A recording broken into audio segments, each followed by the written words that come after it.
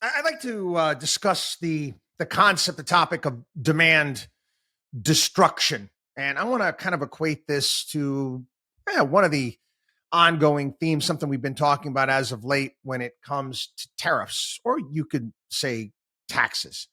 Um, Demand destruction is, you might have a high supply, you might have high prices on something, and there comes a point in time where I'm going to use the phrase that Popeye would use. That's all I can stand. I can't stand no more. Where the consumer will say, I'm not paying for that. Sorry, I'm just not going to do it. I am not going to pay that price for that item. And guess what? The demand for that item goes down. It, in essence, demand is destroyed.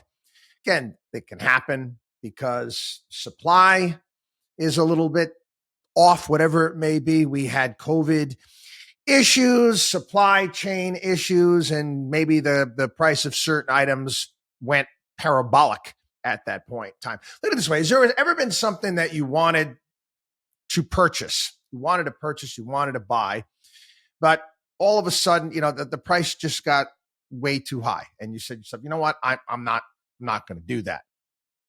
Not going to happen. I refuse to spend that money on that item. Now, I'm going to talk about it in relation to tariffs or taxes, which again, essentially the same thing. It is difficult to calculate.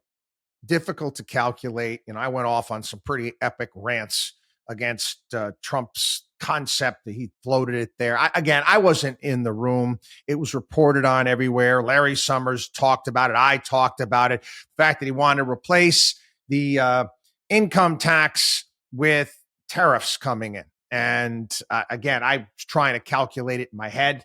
I've seen a couple people do some studies, and they said that tariffs would have to go up 60, 70%.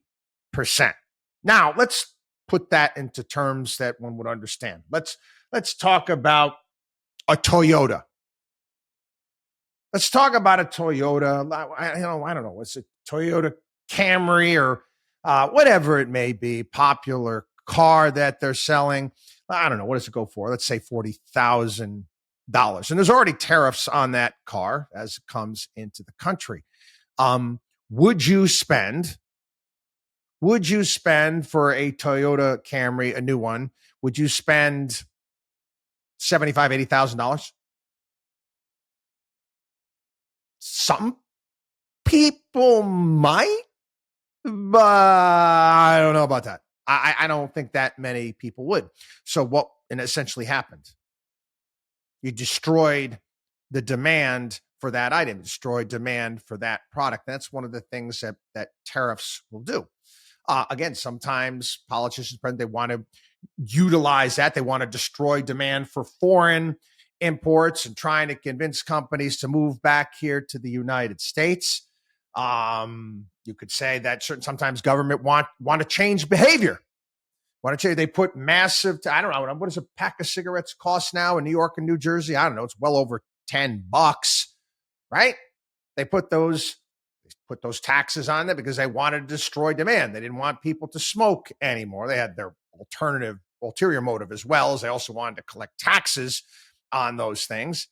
But essentially, that's what demand destruction is. And again, there's that point in time. I did use Popeye, or use the straw that breaks the camel's back. There gets to that point in time where you're just not going to spend the money anymore.